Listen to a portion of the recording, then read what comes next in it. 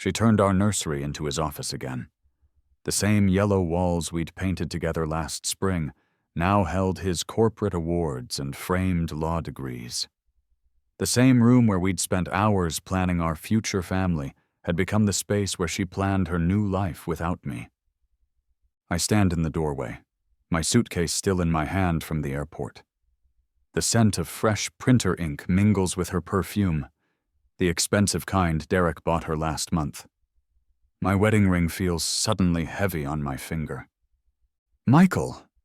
Her voice drifts from the kitchen, artificially bright. "You're home early." I set my suitcase down with deliberate care. The hardwood floor creaks beneath my feet as I walk toward the sound of her voice, each step echoing in the space that no longer feels like home.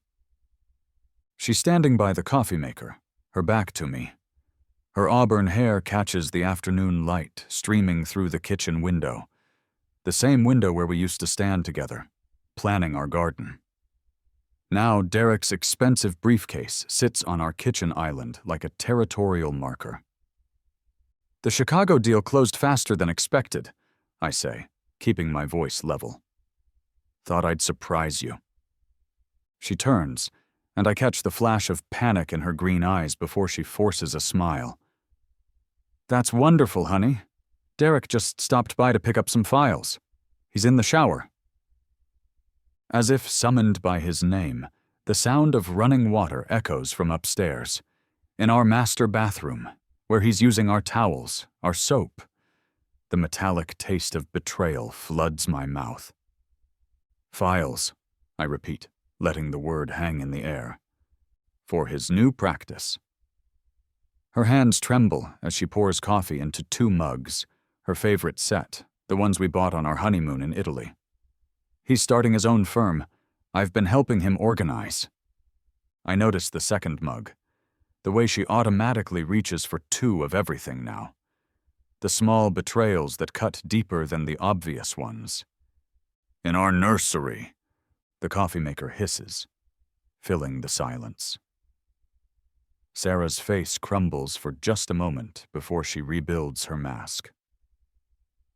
"We weren't using the room anyway," she says, the words tumbling out too fast. "It seemed practical. Derek needed space to work, and we can always convert it back when..." "When what?" I step closer, catching the lingering scent of his cologne on her clothes. Expensive, musky, nothing like the simple aftershave I've worn for 10 years. "When we decide to have children, when we finally start the family we've been planning since we got married?" Her laugh sounds broken.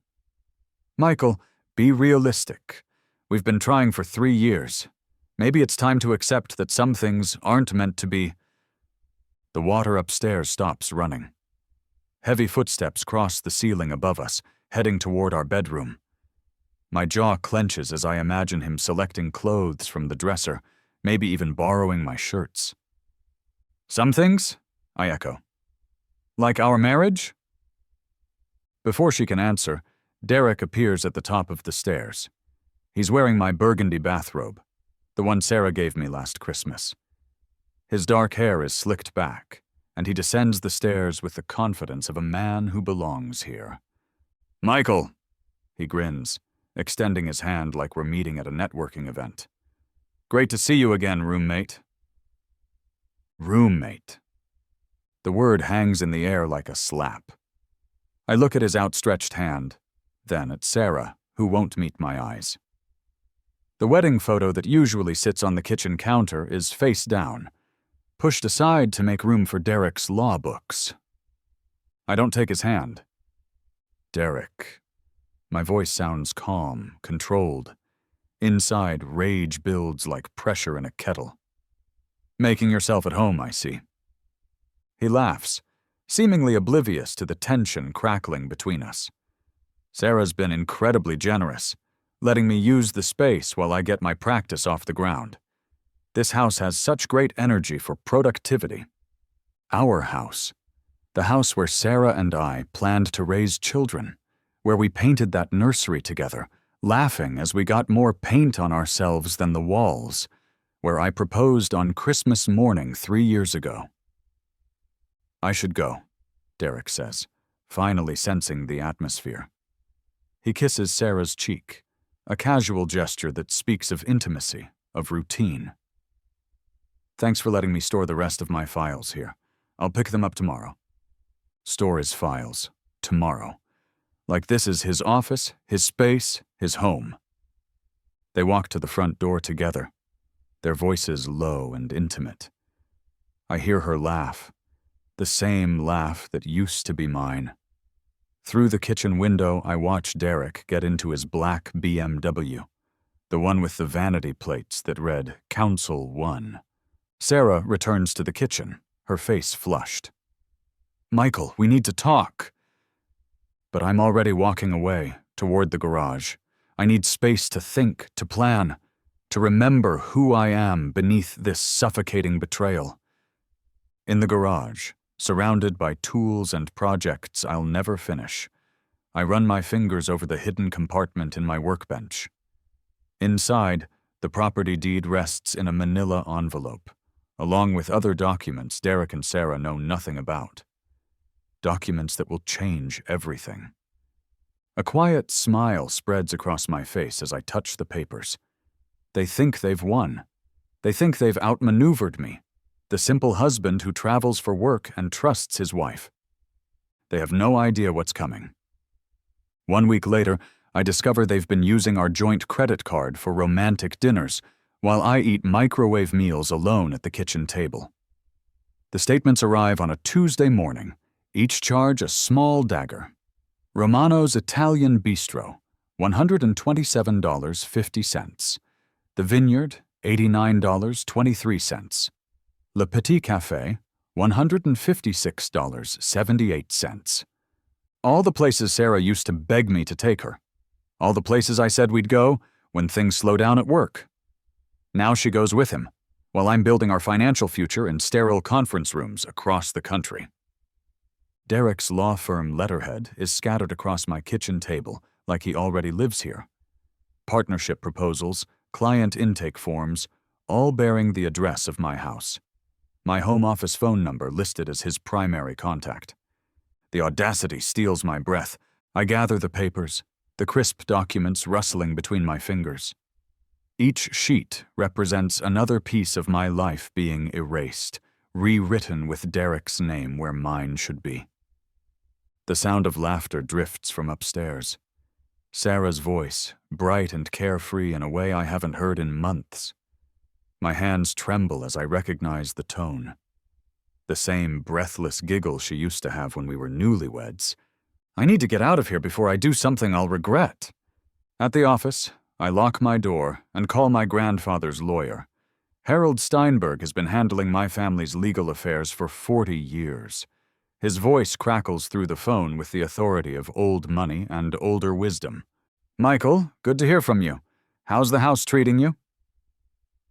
That's what I'm calling about, Harold.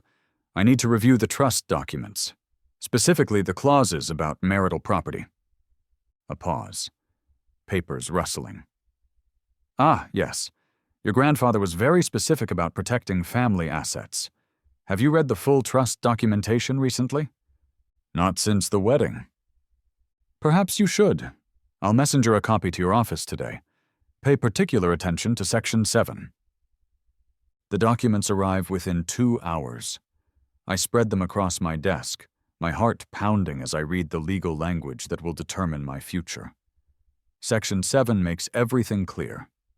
The house, purchased with trust funds before my marriage, remains my sole property regardless of marital status. The prenup Sarah signed protects her from my debts, but gives her no claim to inherited assets. She has no idea. That evening, I return home to find them in the living room. Sarah curled against Derek's side on our couch. They're looking at iPads, swiping through photos and laughing. As I get closer, I hear Derek's mother's voice through the speaker. The caterer wants to know about dietary restrictions for the housewarming, the tinny voice says. Should we plan for about 50 people? Housewarming. In my house. That sounds perfect, Mom, Derek says. We're thinking next Saturday would be ideal. Sarah nods enthusiastically. The weather's supposed to be beautiful. We can use the back patio. I clear my throat, and they both look up with identical expressions of annoyance, like I'm interrupting something important. Housewarming? I ask, keeping my voice level. Derek grins. Sarah's idea. We thought it would be nice to officially introduce me to the neighborhood as the new man of the house. The phrase hits me like a physical blow. New man of the house. In my grandfather's house. The house where 4 generations of my family have lived and died. Don't you think that's a bit premature? I ask, since you're not actually living here yet? Sarah's face flushes. Derek practically lives here already. He's here every night, helping with his practice. It just makes sense to make it official. Make it official, without consulting me, without even asking if I'm comfortable with someone else taking over my home. We'll send you an invitation, Derek says with a smirk. Though I guess technically you're already invited, being the previous tenant and all. Previous tenant. The words echo in my head as I excuse myself and retreat to the garage. Previous tenant in my own home. In the house my grandfather built with his own hands. In the space where my father taught me to use tools, where my mother grew her prize-winning roses. I pull out my phone and dial the real estate agent's number. Linda, it's Michael Harrison. I need to discuss listing my property. 3 days later, the sold sign arrives while they're both at work. I have it placed prominently in the front yard, clearly visible from the street and the living room window. That evening, Derek arrives first. I watch from the kitchen window as he pulls into the driveway, his BMW gleaming in the late afternoon sun. He's reaching for his briefcase when he notices the sign. His face goes white. He stands frozen for a long moment, staring at the red and white sign like it might disappear if he looks at it hard enough. Then he's moving, jogging toward the front door with panic in his eyes. Michael! He bursts through the door without knocking. Another assumption of ownership that makes my teeth clench. What the hell is that sign doing in the yard? I look up from my laptop where I've been reviewing closing documents. Which sign would that be? Don't play games with me. The sold sign. What did you do? I sold the house. I keep typing, not looking at him. The closing is in 2 weeks. His mouth opens and closes like a fish gasping for air. You can't just sell the house. Sarah lives here. I'm moving my practice here. We have contracts, agreements. Do you? I finally look up, meeting his gaze. Show me a lease.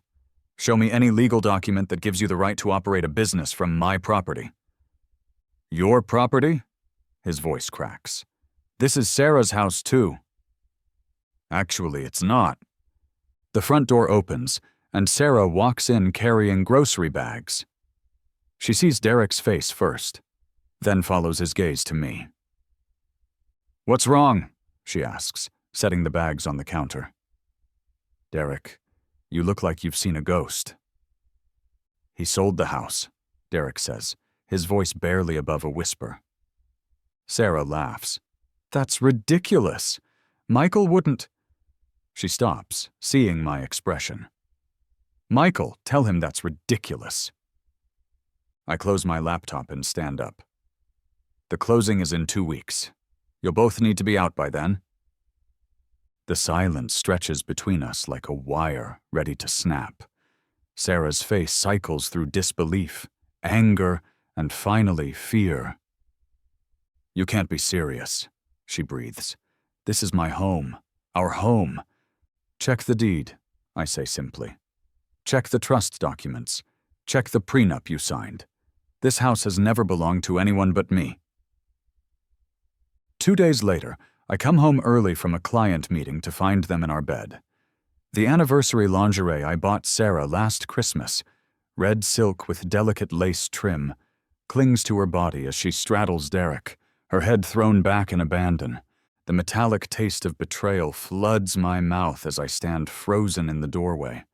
The late afternoon sun streams through the sheer curtains, casting everything in golden light that should be romantic, but feels obscene. They haven't noticed me yet. Sarah's soft moans fill the air, mixing with Derek's deeper groans.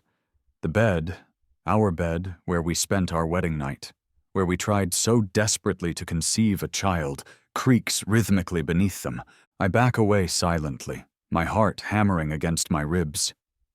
In the hallway, I lean against the wall and close my eyes, trying to block out the sounds coming from behind the closed door. When I finally trust myself to move, I go to the kitchen and pour myself 3 fingers of bourbon. The amber liquid burns down my throat, but it's nothing compared to the fire in my chest. An hour later, they emerge.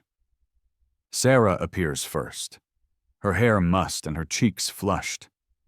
She's wearing my old college t-shirt like a nightgown. When she sees me sitting at the kitchen table, she freezes. "Michael, I thought you were in Dallas until Thursday." "Meeting ended early." I take another sip of bourbon, savoring the way it steadies my hands. "Lucky me." Derek appears behind her, wearing nothing but his boxers and a satisfied smirk. He opens our refrigerator like he owns it, pulling out a beer and twisting off the cap with casual confidence. "We need to talk," Sarah says, her voice taking on that tone she uses when she's about to explain why something I think is wrong is actually perfectly reasonable. "Do we?" She exchanges a look with Derek, who nods encouragingly. They've clearly discussed this moment, planned what they would say when confronted. "Sit down, Michael," Derek says, gesturing to the couch in our living room. "We've been doing some thinking." We. As if they're a unit now, making decisions together about my life.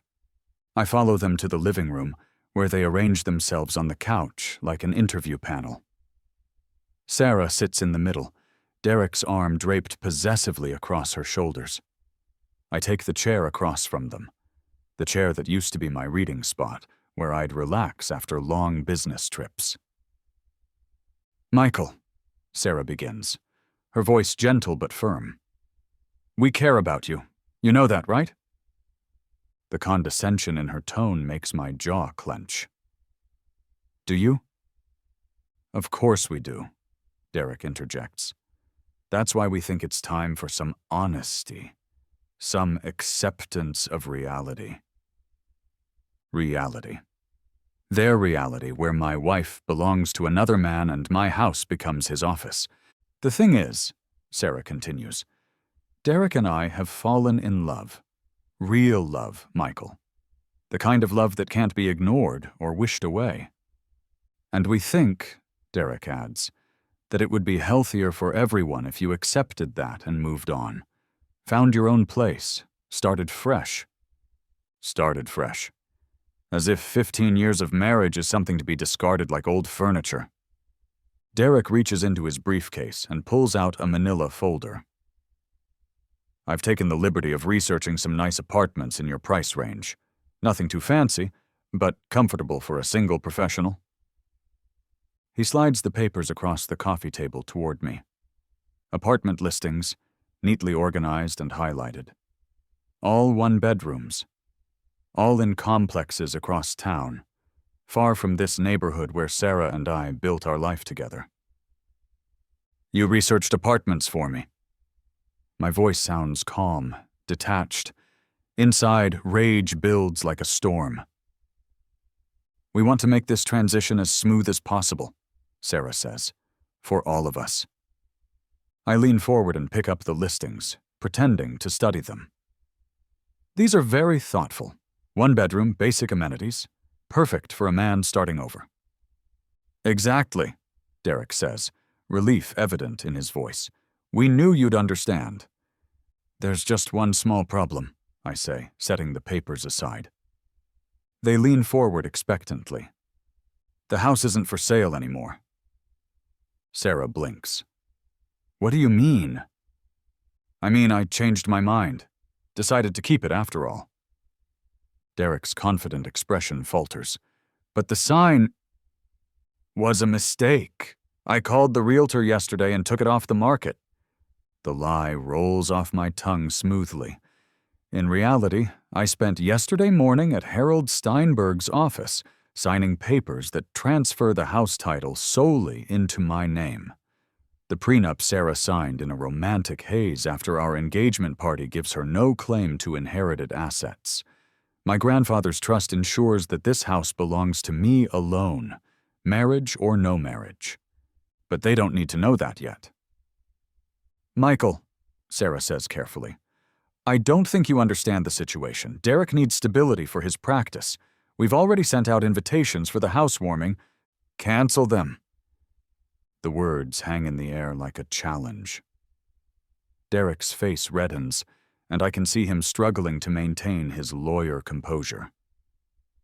Look, Michael, he says, his voice taking on a harder edge. Let's be adults about this. Sarah has made her choice. You can either accept it gracefully, or we can make this difficult for everyone. Difficult how? Sarah has access to all your accounts, your credit cards, your savings. If you force our hand, we might have to freeze your assets until we can sort out a fair division of property.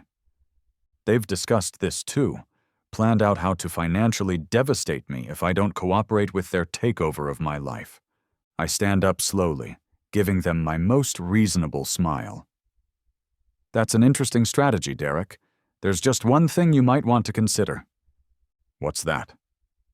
I'm a forensic accountant. I've spent the last 10 years learning every possible way people hide and steal money.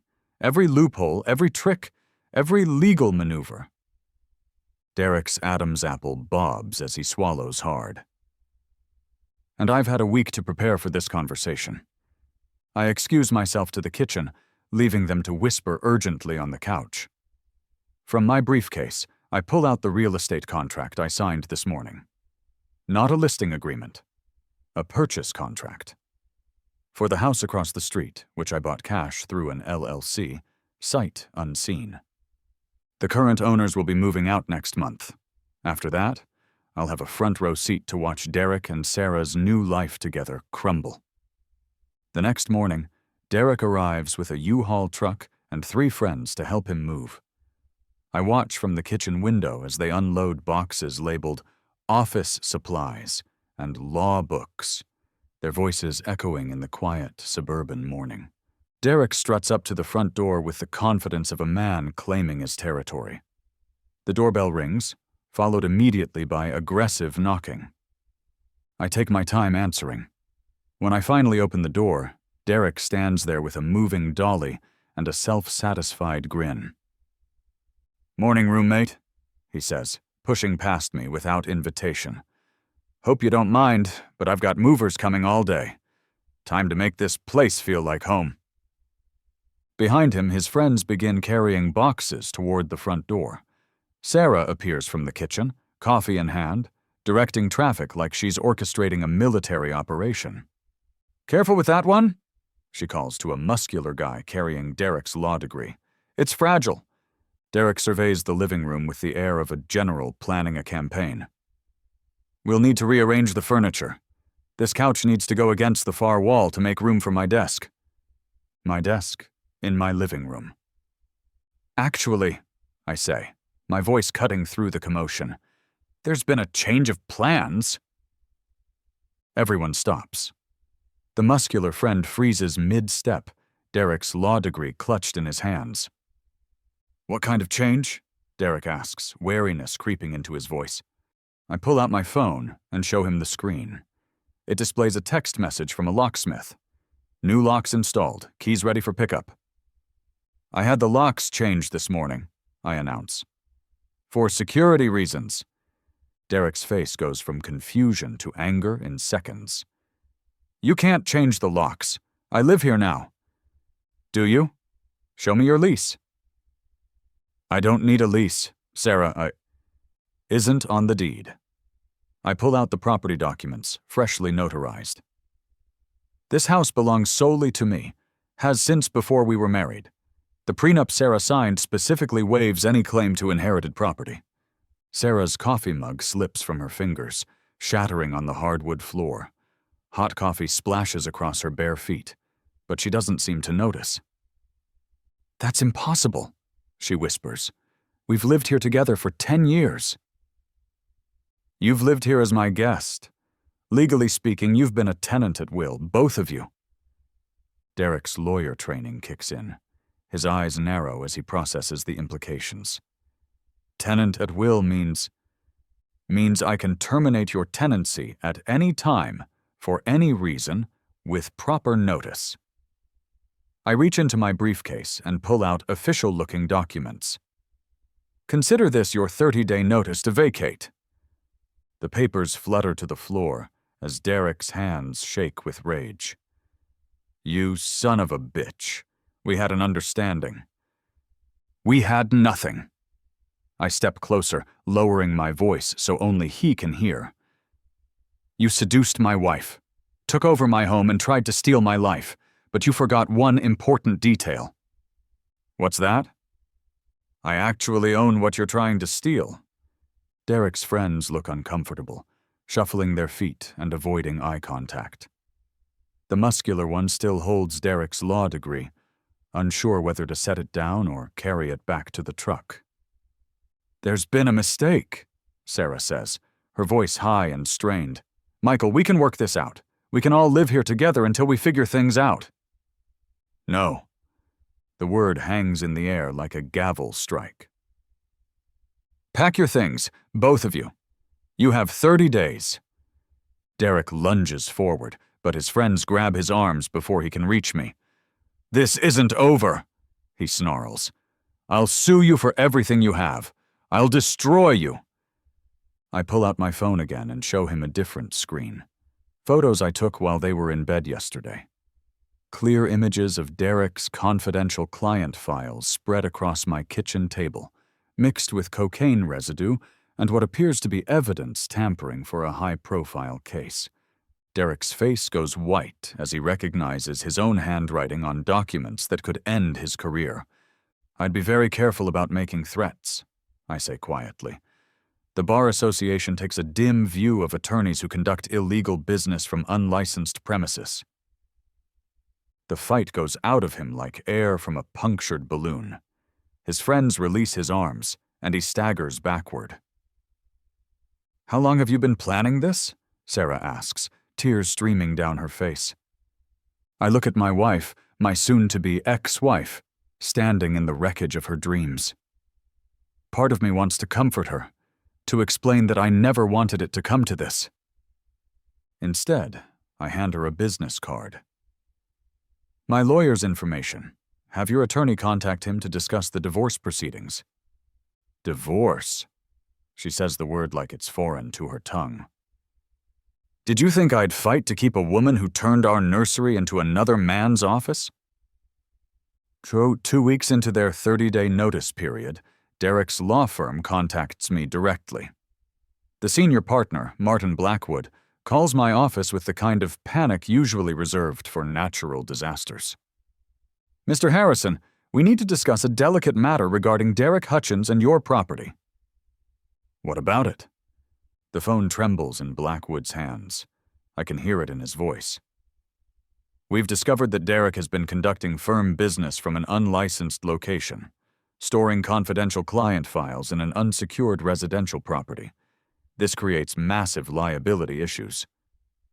"I see." "We understand you're the property owner. We'd like to negotiate an immediate cessation of all business activities at that location." Derek's already been served with an eviction notice. A long pause. "We weren't aware of any eviction proceedings. Derek led us to believe he was a legitimate resident with full property rights." Derek lied to his own law firm. Of course he did. "There's something else," Blackwood continues. "We've been reviewing Derek's case files, and we found some irregularities. Evidence handling, client confidentiality breaches, potential ethics violations. We'd like to resolve this quietly, if possible." "What kind of resolution?" Derek's immediate termination and surrender of his law license. In exchange, we won't pursue criminal charges for the ethics violations. I lean back in my office chair, processing this gift that's fallen into my lap. And if I were to file a complaint with the Bar Association about illegal business operations conducted on my property without permission, that would be unfortunate for everyone involved. Indeed it would. That evening, I find Sarah in the nursery-turned-office, frantically packing Derek's law books into banker's boxes. Her movements are jerky, desperate, like she's trying to erase evidence of a crime. "He's going to lose his license," she says without looking up. "His whole career destroyed."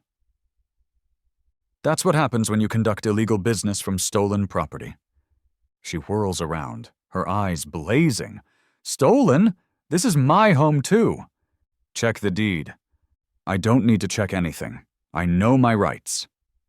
I pull out my phone and show her a photo. The prenuptial agreement she signed 5 years ago, the night after Derek's elaborate proposal at her favorite restaurant. She was so happy, so in love, so eager to start our life together that she barely read the legal documents. Section 12, I say, zooming in on the relevant clause.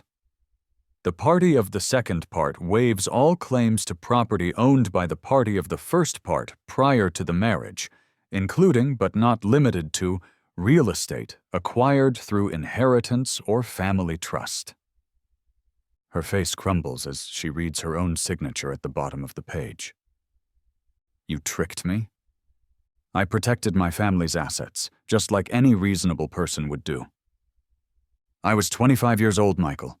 I was in love. I trusted you. And I trusted you. Look how that worked out. She sinks into Derek's office chair, the expensive leather chair he bought with money that should have gone toward our vacation fund, the chair that sits in the room where we planned to put a crib. Derek says you've been planning this for months, that you've been setting us up. Derek gives me too much credit. I only started planning after I found his cologne on your clothes. What happens now?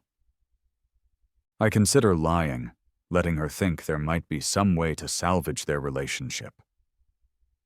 But I'm done with lies. Derek's law firm is cutting him loose. The Bar Association will probably suspend his license. His career is finished. Because of you. Because of his choices. His decision to steal client files. His decision to conduct illegal business from my property. His decision to seduce a married woman. She starts crying then. Huge, body-shaking sobs that echo off the nursery walls. I watch her fall apart in the room where we once dreamed of our children laughing and playing. The next morning, I arrive home from my run to find the back door standing open. Glass from the broken window sparkles on the kitchen floor like diamonds. "Sarah?" I call out, but I already know she's gone. In the living room, I find chaos. Furniture overturned, family photos shattered, my grandmother's antique vase reduced to ceramic shards. But the real damage is upstairs. In our bedroom, Sarah has destroyed everything that represented our marriage. Wedding photos torn to pieces, love letters burned in the fireplace, the quilt her grandmother made us for our first anniversary, slashed with kitchen knives. But it's the nursery that breaks my heart. She's spray-painted "Liar" across the yellow walls in dripping red letters. The windows are smashed, letting in cold air that carries the scent of dying leaves. Every piece of Derek's remaining office equipment has been destroyed. Computer monitors shattered, filing cabinets tipped and dented, important legal documents scattered like confetti. In the center of the destruction, she's left a note. "This is what you've done to my life. I hope you're happy." I call the police, file a report, take photos for insurance purposes. But as I survey the damage, I realize Sarah has given me exactly what I need. Documentation of her mental instability, evidence of property destruction, grounds for an uncontested divorce. Detective Rodriguez walks through the house with practiced eyes, cataloging the destruction. Any idea why your wife would do this? We're getting divorced. She's not handling it well. I'll say, this is the work of someone who's completely lost control. 3 days later, the divorce papers are filed. Harold Steinberg works his legal magic using Sarah's criminal destruction of property to expedite proceedings and eliminate any claims she might have had to my assets. It's almost poetic, Harold tells me over lunch at his club. Her attempt to destroy your property actually strengthens your legal position. The prenup protects you from any financial claims, and her criminal behavior gives us grounds for immediate dissolution. How long until it's final? 6 months, assuming she doesn't contest, but given her current legal troubles, I doubt she'll fight. Legal troubles. The break-in triggered a cascade of consequences neither Sarah nor Derek anticipated. The destroyed legal files belonged to Derek's clients, creating massive malpractice liability. The law firm is pursuing criminal charges for destruction of confidential documents. Derek's legal career isn't just over, it's radioactive. 2 weeks later, I'm working in my home office when Derek appears at my front door. He looks like he's aged 10 years in a month. His expensive suits have been replaced by jeans and a wrinkled t-shirt. Dark circles ring his eyes, and his hands shake as he rings the doorbell. I take my time answering. Michael. His voice cracks. We need to talk. Do we? Man to man, about what happened. I step outside, not inviting him in. The autumn air carries the scent of wood smoke and decay, neighbors burning leaves in preparation for winter. Sarah's in jail, he says without preamble. I heard. Destruction of property, breaking and entering, criminal mischief. Her bail hearing is tomorrow. What does that have to do with me? Derek's composure finally breaks. She's pregnant. The words hit me like a physical blow. I lean against the doorframe, struggling to process what he's just said. Pregnant. 3 months along. She just found out. My mind races through the timeline.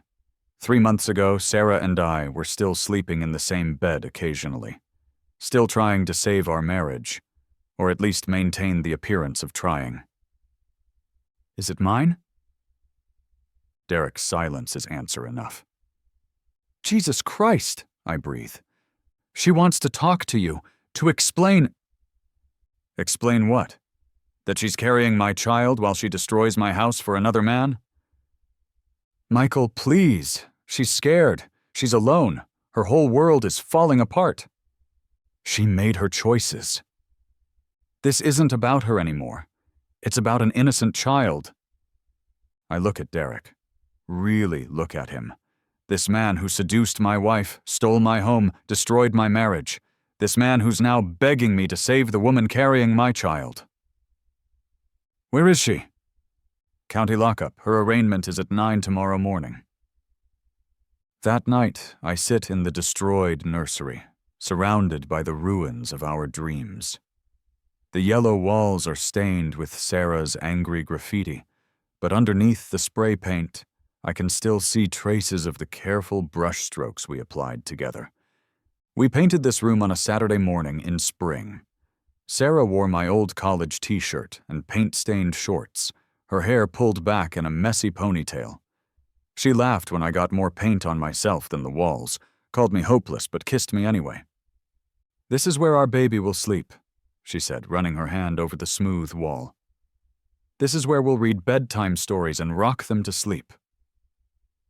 Now those walls are covered in her rage, and she's sitting in a jail cell carrying the child we dreamed of for so long.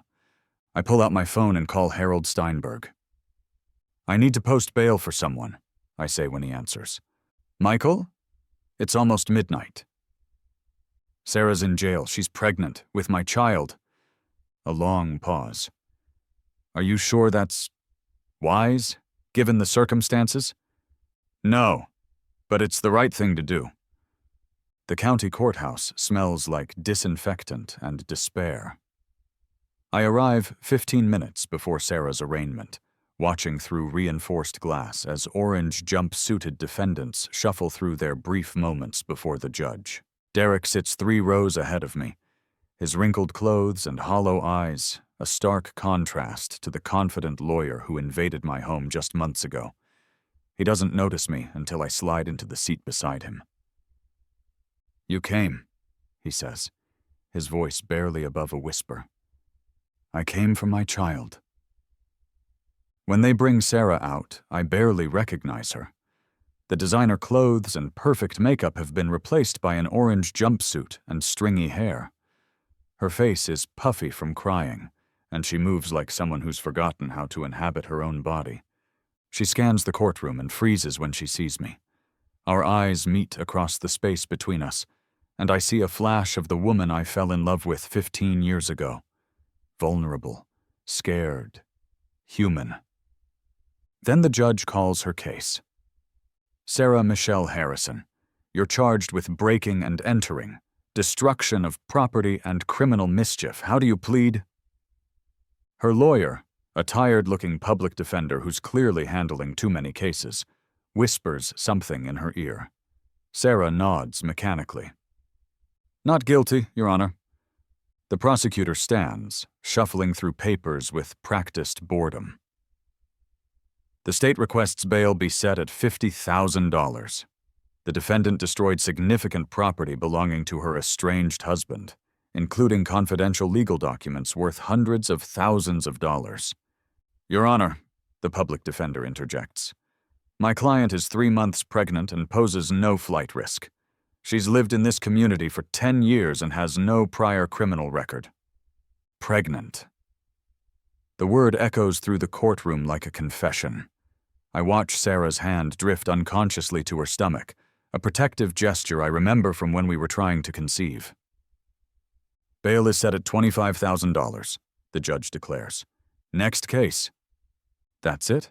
30 seconds to determine the immediate future of my unborn child. Outside the courthouse, Derek approaches me with the desperate energy of a drowning man reaching for a life preserver. "Thank you for coming," he says. "Sarah was terrified you wouldn't." "Where is she staying?" "With her sister in Portland. Temporarily." Portland is 3,000 miles away. My child is 3,000 miles away. "I'll post her bail," I say, "but I want something in return." Derek's relief is palpable. "Anything. Full custody when the baby is born." His face goes white. "Michael, you can't." "I can and I will. Sarah destroyed my property, violated the terms of our prenup, and committed multiple felonies. No judge is going to award custody to a convicted criminal with no income and no stable housing. She's the mother. And I'm the father, with a clean record, a stable income, and a home. The home that started this whole mess. The house that's become a battlefield, then a crime scene, and now potentially a nursery again.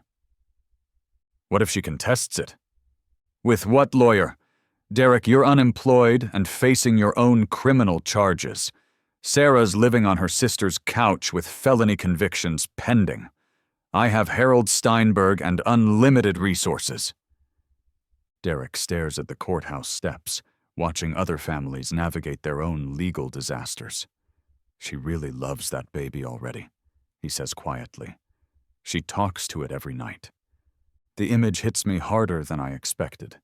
Sarah, alone and scared, talking to our unborn child, promising things she can't deliver, apologizing for things the baby can't understand yet.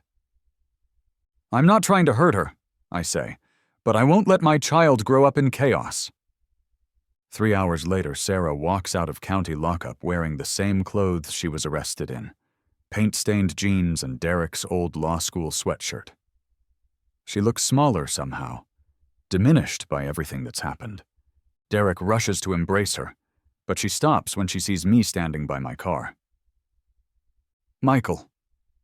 She approaches cautiously, like I might bolt if she moves too fast. "Derek said you posted bail." "I did." "Why?" Because you're carrying my child. Her hand moves to her stomach again, that same protective gesture. How do you know it's yours? The timeline. You've been with Derek for 2 months. You're 3 months pregnant. Tears pool in her eyes. I found out last week, after everything fell apart. After I destroyed everything. We need to talk. Not here. I suggest the coffee shop where we had our first date 15 years ago. Neutral territory, public enough to prevent a scene, familiar enough to remind us we were once something other than enemies. Sarah orders herbal tea, a small concession to her pregnancy that makes the situation feel suddenly real. I stick with black coffee, needing the caffeine to navigate this conversation without losing my temper. I never meant for any of this to happen, she begins, her voice barely audible over the cafe's ambient noise. Which part? The affair, the destruction of property, or getting pregnant? She flinches. All of it, none of it. I don't know anymore. Tell me about Derek. What do you want to know? How it started. When you decided our marriage was over. Sarah stirs her tea with mechanical precision, avoiding my eyes. Do you remember our anniversary last year? Of course, dinner at Romano's. You spent the entire evening on your phone. 3 different client calls during our appetizer. You left twice to take meetings outside. The Hartley account was falling apart. I told you. You always told me. About the urgent deals, the critical deadlines, the clients who needed you more than I did.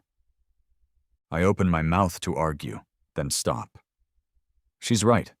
I did prioritize work over our marriage, told myself I was building our future while neglecting our present. So you found someone who pays attention to you. Derek listened to me. When I talked about wanting children, he didn't tell me to wait until after the next big deal closed. When I suggested weekend trips, he didn't check his calendar first. He was unemployed, Sarah. Of course he had time.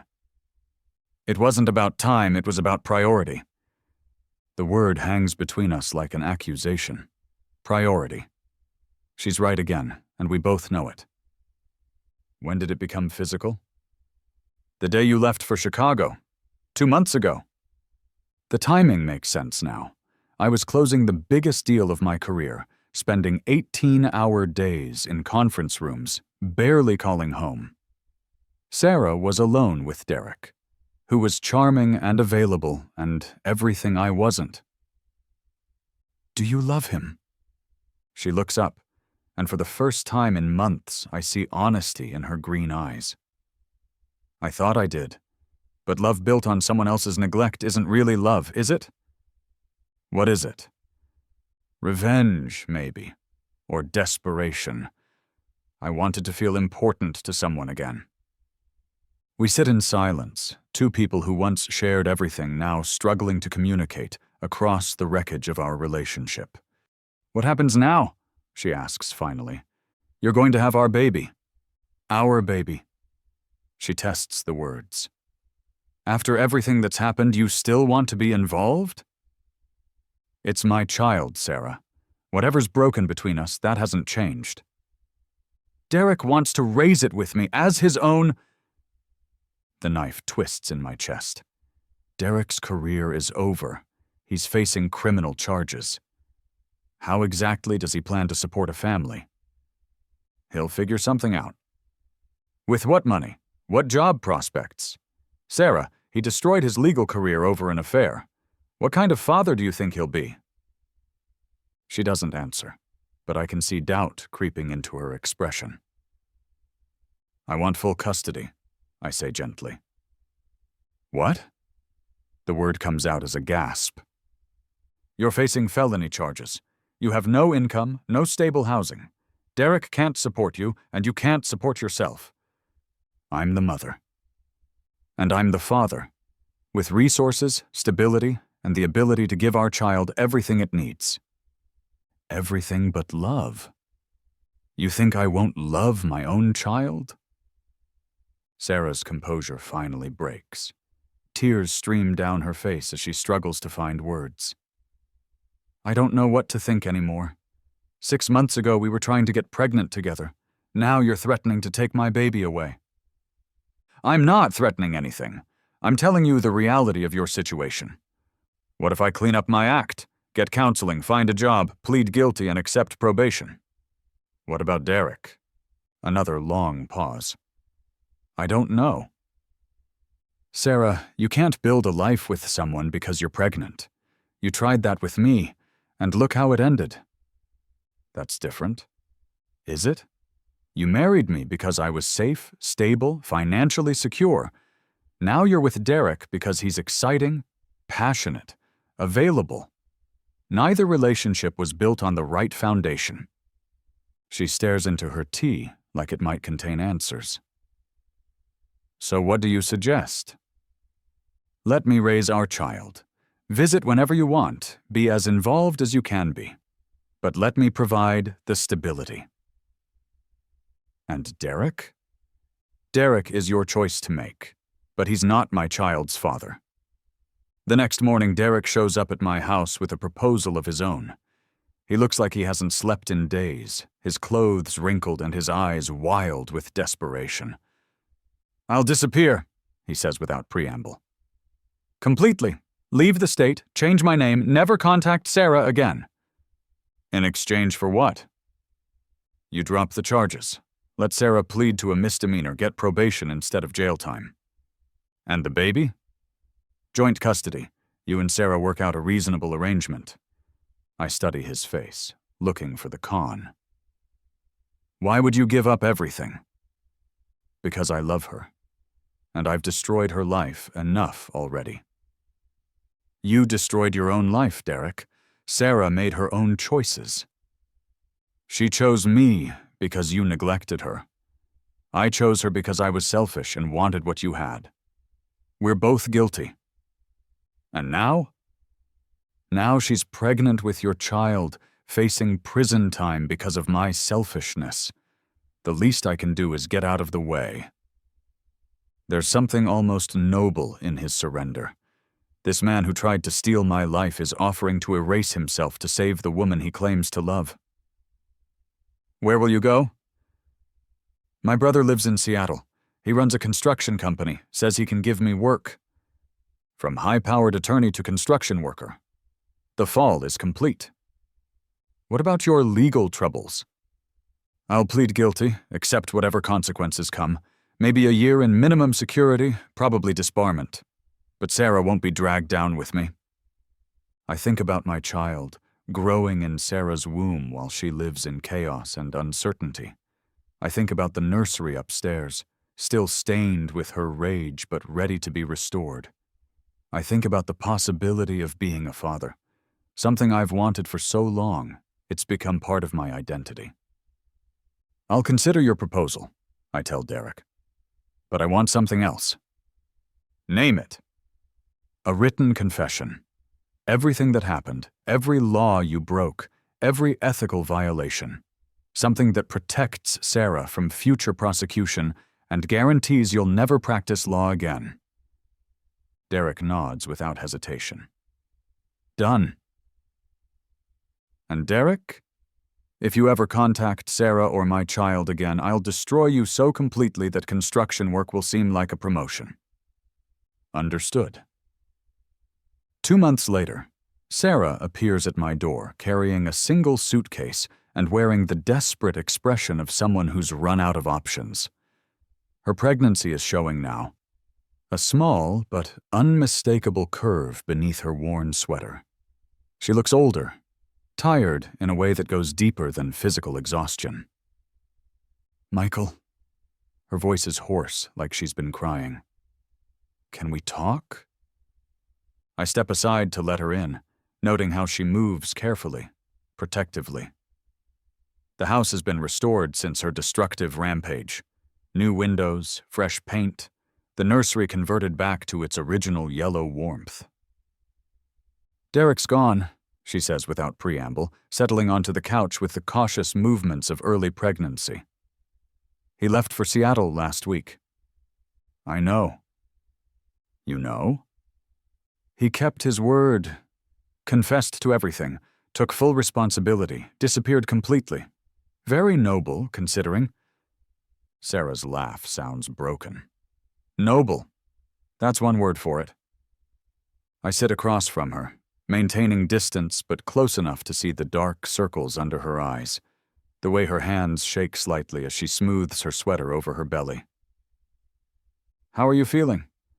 Physically? The morning sickness is getting better. Emotionally? She shrugs. I'm pregnant, unemployed, facing probation, and living in my sister's guest room. How do you think I'm feeling? What do you want, Sarah? She reaches into her purse and pulls out a handwritten letter, the pages worn soft from handling. I wrote this for you. For us. For the baby. I take the letter but don't open it immediately. What does it say? That I'm sorry, that I was wrong about everything, that I want to try again. The words hit me like a physical blow. Try again? For the baby's sake. Michael, we created this child together. We can raise it together. After everything that's happened? Because of everything that's happened.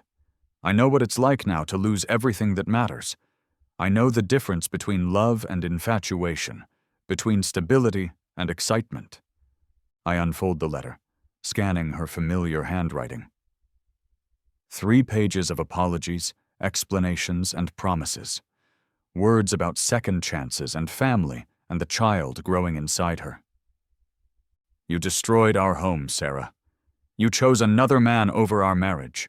You committed felonies that could have sent you to prison. I know. Tears stream down her face now. I know I ruined everything, but people change, Michael. People learn from their mistakes.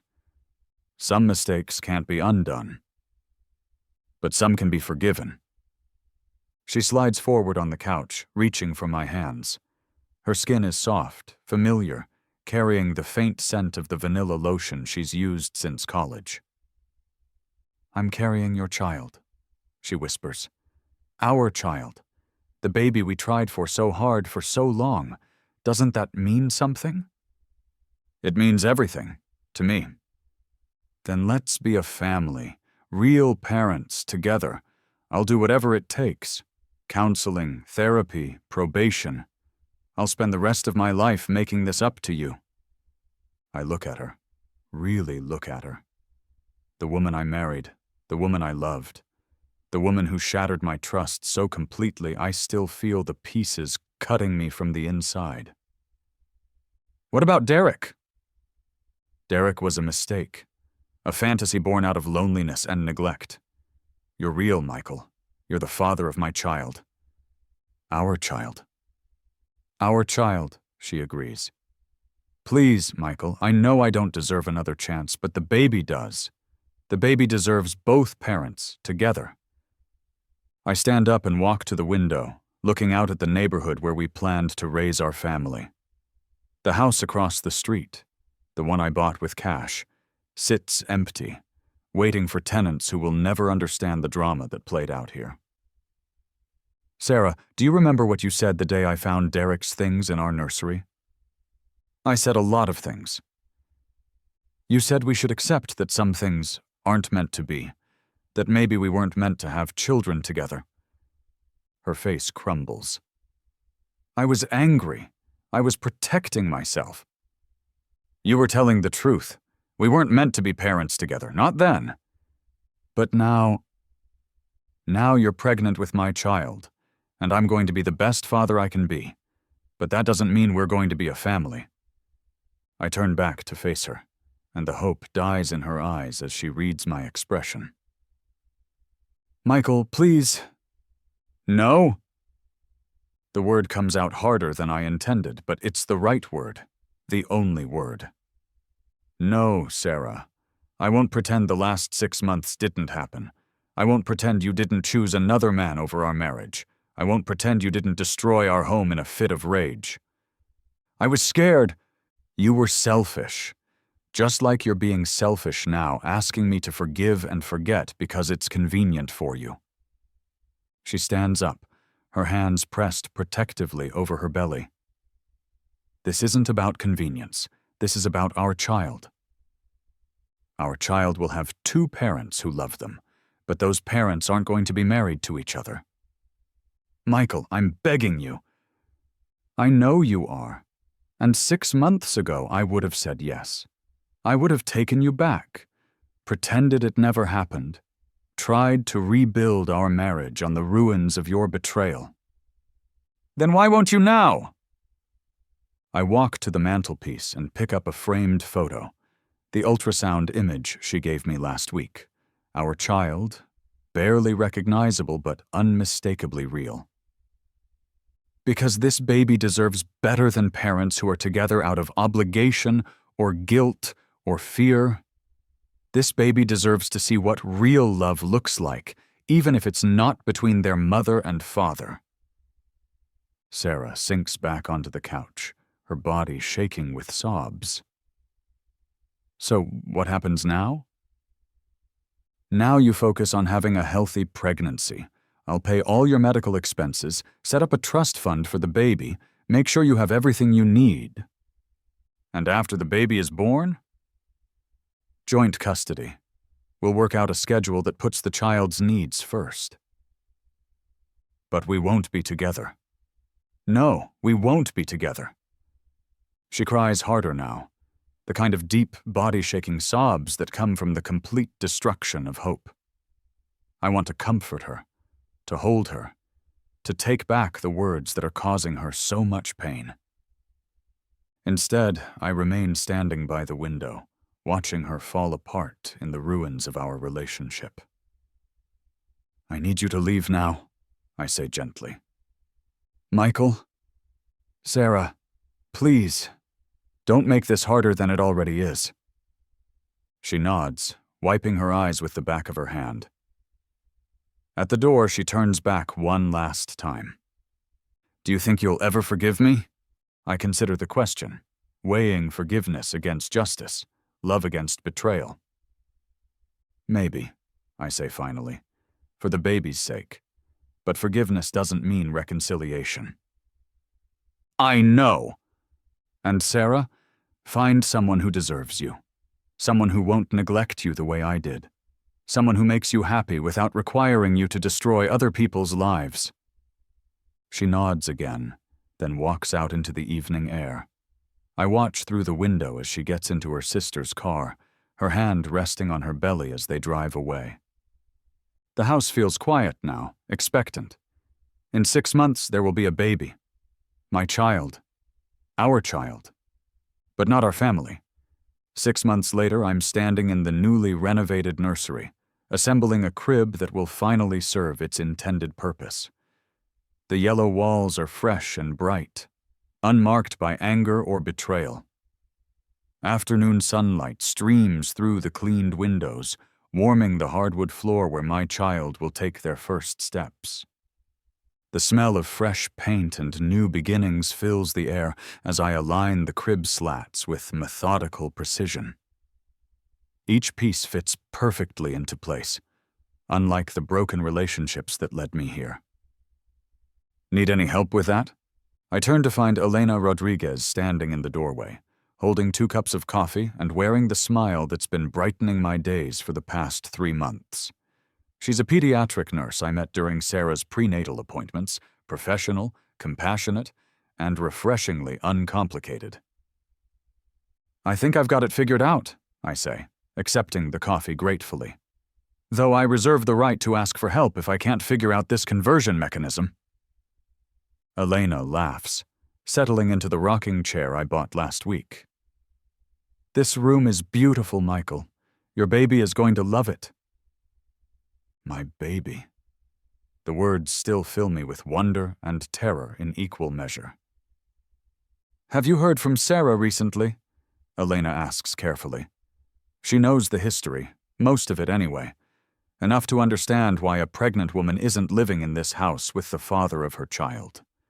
She texted yesterday. Doctor says everything looks good for next week. Next week, when Sarah's scheduled C-section will bring my child into the world. when I'll finally meet the person who changed everything. Are you nervous? Terrified, I admit. What if I'm not ready? What if I screw this up the way I screwed up my marriage? Elena sets down her coffee and moves to where I'm wrestling with the crib instructions. You know what I see when I watch you prepare for this baby? A man desperately trying to assemble furniture he doesn't understand. A man who bought a house across the street just to watch over his child's mother during her pregnancy, even though she broke his heart. I look up, surprised. How did you... The real estate transaction was public record. Plus, Mrs. Chen from across the street mentioned that someone's been anonymously paying for Sarah's groceries and medical copays. Sarah doesn't know. I figured as much. You've been protecting her from the consequences of her choices while still maintaining your boundaries. That's exactly the kind of father your child needs. The crib clicks into place with a satisfying snap. I step back to admire my work. White wood gleaming in the afternoon sun, surrounded by carefully chosen decorations and soft blankets. My grandfather built this house with his own hands, I tell Elena. 4 generations of my family have lived here. I always imagined passing it down to my children. And now you will. Not the way I planned. Plans change, dreams adapt. The important thing is that your child will grow up knowing they're loved. That evening, my phone rings. Sarah's name appears on the screen, and my heart immediately starts racing. Michael, I think it's time. Time, but you're not due until... My water broke. I'm at the hospital. They're saying the baby is coming tonight. Tonight? I'm not ready. The nursery isn't finished. The car seat isn't installed properly. I haven't read enough parenting books. I'll be right there. Michael, I'm scared. Everything's going to be fine, Sarah. I'm on my way. The drive to the hospital passes in a blur of traffic lights and racing thoughts. By the time I reach the maternity ward, Sarah is already in active labor, surrounded by medical equipment and the controlled chaos of impending birth. You made it, she says, her face pale but determined. I was afraid you wouldn't get here in time. I wouldn't miss this. The next 6 hours pass like a surreal dream. Sarah labors with fierce determination while I hold her hand and offer what comfort I can. We're no longer husband and wife, but in this moment we're united by something larger than our broken relationship. At 3:47 IBOM, our daughter enters the world with a cry that echoes through the delivery room like a declaration of independence. She's perfect, the doctor announces, placing our child on Sarah's chest. Completely perfect. I stare at this tiny person we've created, red-faced and screaming, with Sarah's dark hair and what might be my stubborn chin. Love hits me like a physical force, overwhelming and absolute. Hello, beautiful, Sarah whispers to our daughter. I'm your mommy. She looks up at me, tears streaming down her face. Do you want to hold her? I take my daughter with trembling hands, marveling at how something so small can weigh so much. She stops crying the moment I speak to her, her dark eyes focusing on my face with startling intensity. Hi there, Emma, I say, using the name we agreed on months ago. I'm your daddy.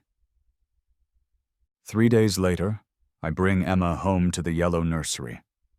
Sarah is staying with her sister for the first month, giving both of us time to adjust to our new roles as co-parents rather than partners. Elena helps me navigate the terrifying first night, teaching me about feeding schedules and diaper changes and the mysterious art of swaddling. Emma sleeps peacefully in her crib while I lie awake, listening to every breath and wondering how such a small person can change everything so completely. You're going to be a wonderful father, Elena tells me as we watch the sunrise through the nursery window. How can you be so sure? Because you've already chosen to put her needs first, even when it meant giving up what you wanted. What I wanted was a family. You have a family. It just looks different than you expected. 2 months later, Sarah and I meet for coffee to discuss custody arrangements. She looks healthier now, more like the woman I married 15 years ago. Motherhood suits her. She glows with purpose in a way I haven't seen since our early days together. "How's Emma adjusting to the schedule?" she asks, showing me photos from her weekend visits. "Better than I am. She's got me completely wrapped around her tiny finger." Good. Daughters should have their fathers wrapped around their fingers. We sit in comfortable silence. Two people who've learned to be friends after failing to be spouses. "Michael, I need to tell you something." My stomach tightens. "What is it?" "I'm grateful for everything you've done, everything you've given up, for being the kind of man who puts his daughter first, even when it hurts." Sarah. "Let me finish. I know I don't deserve forgiveness. I know I destroyed what we had, but Emma deserves parents who can be in the same room without wanting to kill each other. We're getting there." "Are we?" "Because sometimes I catch you looking at me like you're waiting for me to disappoint you again." She's not wrong. Trust, once broken, doesn't heal quickly or completely. "I'm working on it," I tell her honestly, "for Emma's sake." That's all I can ask for. 6 months after Emma's birth, I'm reading to her in the nursery when Elena appears in the doorway. She's been spending more nights here lately, and Emma adores her with the uncomplicated devotion only babies can manage. "What are you reading to her?" Elena asks, settling into the rocking chair. "Good night, Moon. My mother used to read it to me in this same room." Emma gurgles contentedly, her tiny fingers grasping at the book's colorful pages. She's growing so fast, changing every day, becoming more herself with each passing week. "Elena, can I ask you something?" "Of course." "Are you happy? Here, with us, with this complicated situation?" She considers the question with the careful thought I've come to love about her. "I'm happy with you," she says finally. "And I love Emma like she's my own. The situation isn't complicated, it's just different." Different how? Most couples start with romance and work toward building a family. We started with a family, and we're building toward romance. Is that enough? For you? Elena stands up and kisses me softly, her hand resting on Emma's downy head. "Michael, 6 months ago you were a divorced man with trust issues and a pending custody battle. Today you're a devoted father who's learning to love again. If that's not enough progress for anyone, they're not the right person for this life." That night, after Emma is asleep and Elena has gone home, I stand in the doorway of the nursery and survey my kingdom. The yellow walls glow softly in the nightlight's warm beam. The crib holds my sleeping daughter, her chest rising and falling with the steady rhythm of perfect health. This isn't the family I planned. It's not the life I imagined when Sarah and I painted these walls together all those years ago. But it's mine. It's real. It's enough. Through the window, I can see the house across the street, the one I bought in anger and spite, now rented to a young couple expecting their first child. Sometimes I catch them painting their own nursery, laughing as they get more paint on themselves than the walls. The circle continues. Love, betrayal, heartbreak, healing. New beginnings growing from the ashes of old endings. I turn off the nursery light and close the door softly. Tomorrow, Sarah will come for her weekend visit with Emma. Elena will probably stay for dinner, the three of us navigating the delicate dance of modern family dynamics. It's not perfect, but it's peaceful. And after everything that's happened, peace feels like the greatest victory of all.